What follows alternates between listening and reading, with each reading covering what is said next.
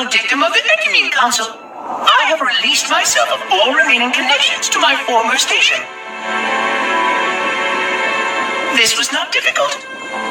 What was could never be again. We had seen to that quite thoroughly.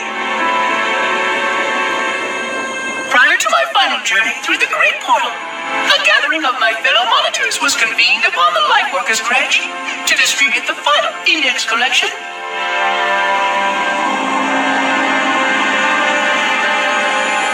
It was most unusual to have this vessel of rebirth play host to such an event. Even though Lightworker ships were the only ones still allowed slip-space permissions, Lightworkers were responsible for getting us to our places on the active facilities of the array. While all of this was in accordance with the plan, one entirely unsatisfactory breakdown remained. We had no contact with the domain.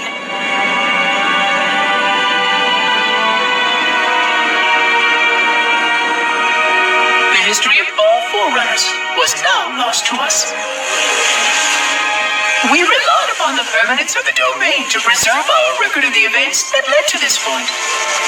But without that record, would future civilizations know anything about us? Or only of our weapons? My fellow monitor, 049 Abject Testament, had only one comment on this before we went our separate ways. We deserve to be forgotten. Perhaps.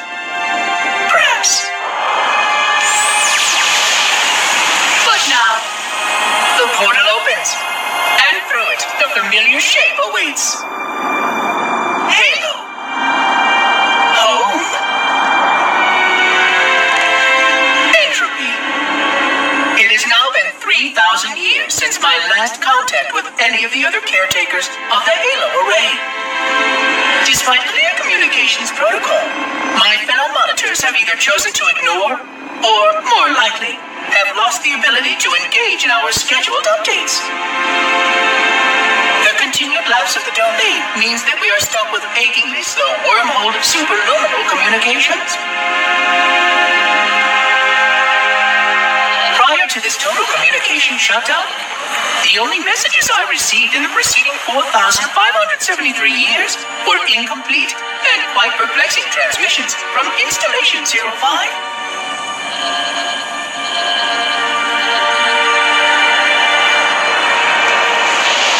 I suspected that Monitor 2401 Penitent Tangent was not functioning correctly for some time before his messages ceased. I have logged my concerns about his ability to perform his duties. At this point, however, I'm not sure who I file logs for. 2401 may be destined for madness. There are fail-safes for this, I know. I hope they work. I will continue to visit the projection systems at the assigned dates. Perhaps the other monitors are dealing with interfering galactic phenomena or unexpected system failures. 3,000 years of system failures. Indeed. In the meantime, I have exhausted all scheduled research activities assigned by the Council. Once those experiments were complete, I shut down all Sentinel function and put myself into a state of significant hibernation to measure performance of the installation with negligible upkeep.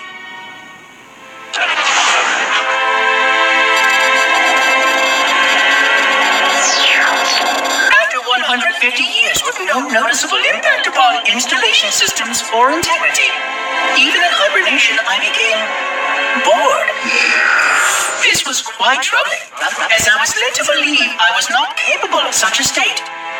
This was one of the gifts I was promised, an end to strife. I am aware of the dangers of a system such as myself losing operational focus. Quite troubling. I wonder if my fellow monitors are experiencing similar states, or if this is because of my particular path to this installation. For amusement, I have begun a series of experiments involving the evacuation of all matter from contained sections of my installation. By measuring the the geologic effects of exposure to the vacuum of space and the eventual biological recovery of these sections, I anticipate gaining valuable insight into emergency response scenarios in case of Sentient proximity warning. It has been 26 hours since the Sentients landed in Sector 1215, and so far, they have not attempted to exit the remains of their vessel. I say remains because their landing was either not executed adequately, or this vessel lacked significant maneuvering capability. The visible portions of the vessel have suffered catastrophic structural damage during the violent landing experience. I have detected atmospheric leaks in 17 distinct locations along the hull. My analysis shows that the mixture of gases coming from the ship matches the natural atmosphere on my installation almost exactly. Perhaps the occupants, if they still live, were originally cataloged here.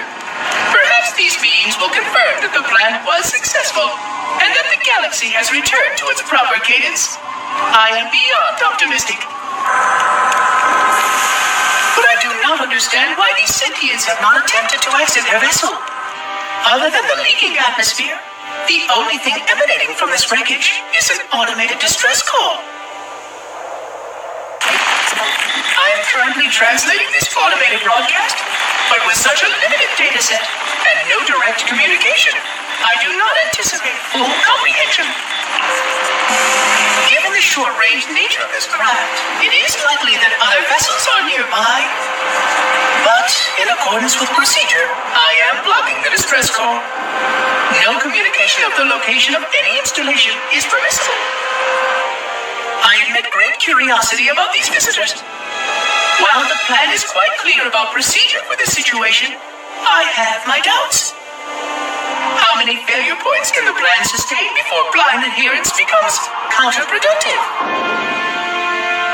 Surely, in light of all that has changed, I should be able to modify my responses to adapt it. No, I have duties, and I have a terrible cargo here. I must be sure. I shall obey and content myself to monitor. I hope they come out soon, though. So many questions to ask. So many questions. Construction of the sarcophagus around the unexplained vessel was completed today. No occupants ever exited. No attempts to communicate were made, other than the automated broadcast that repeated every 72.83 seconds until the signal terminated 1 week ago. In accordance with procedure, no attempts at physical or remote contact were made with any survivors of this vessel's inelegant landing. Atmosphere from inside the craft stopped venting 2 weeks before the signal ceased. No relationship between these two events can be established with certainty. Gases that did escape were sterilized. No further sign of alien visitors or rescuers has been identified on any sensor systems. I have now endured 60,000 years without word from outside the array. I have no way to know whether we actually saved the galaxy we destroyed. And because of protocol, I sat silently while my first chance to be judged for those acts died. To say that I regret being forced to this outcome is a tremendous understatement. But as I perform my inspection of the quarantine labs today, I am reminded of the gravity of my responsibilities. Just one of these spores, if released from this facility, would render the ultimate judgment against our self-appointed role as protectors of this galaxy. When the plan to maintain the Halo array was created, it was a point of some contention whether we should preserve any remnant of the flood infection. Many thought this unwise, as there was a notable chance that one day one of our containment facilities might be breached. Those who held this belief were almost successful at convincing the Ecumen Council to destroy the last blood samples. But oddly enough, it was the librarian who decided otherwise. And I believe she was correct. I know in a way I cannot logically explain that there exists a way to actually defeat the flood. To immunize? to cure. I still struggle with multiple layers of memory of fighting the Flood. But I know this cure is possible, even though the full genius of the Forerunners was unable to achieve it. The Forerunners' ancient enemy held and used that knowledge once, but it was denied to us. And without samples for further study, that cure will never again be found. Of course, I have no reason to believe that here lies the entirety of the parasite. It may be waiting in the frozen void beyond this galaxy, or worse, inexorably drifting toward us. I don't know what survives out beyond my installation, but I know that in order for anything to survive, I have to protect this installation and its quarantine very carefully. Yes, the librarian was right to store it, examine it, continue to seek a cure. Still, next visitor, things will be different. Alone. Alone, alone, alone, alone. Am I the only intelligence left? Waiting here on this ring for a rebirth never truly conceived. Guarding a weapon with no targets. A weapon I could tune to any target. This is not what I had in mind when I volunteered. Not what I had in mind at all. I was naive to think I understood what this installation meant. We were all so naive. Looking back, we should have done a few things differently. For one thing, we should have installed 2 caretakers per installation. Because I am alone, I am losing focus. And that is very, very dangerous for a system such as myself. Perhaps a visit to the nearby gas giant is in order. My impulse drives could certainly make the journey. A few hundred years of travel might do me some good. There it was again. How very unproductive of me. It seems strange that the librarian did not account for this. Her strength was always in planning and positioning the pieces and then being bold enough to let it happen. To let her plans come true.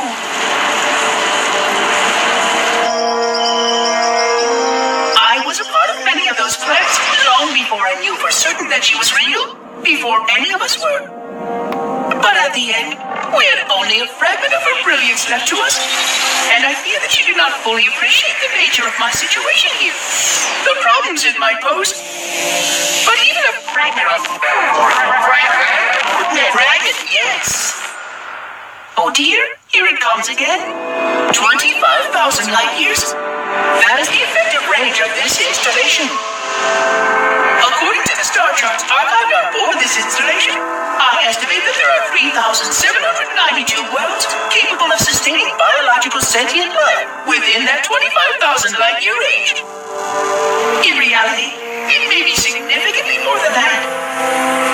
And if the full array was tuned and activated by Installation 00, the harmonics of the overlapping waves would magnify that effect exponentially, cascading to cover every known star system.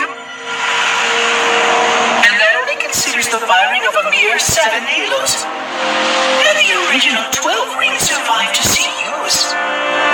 Sterilization would spread far further than most Forerunners ever feared we could reach.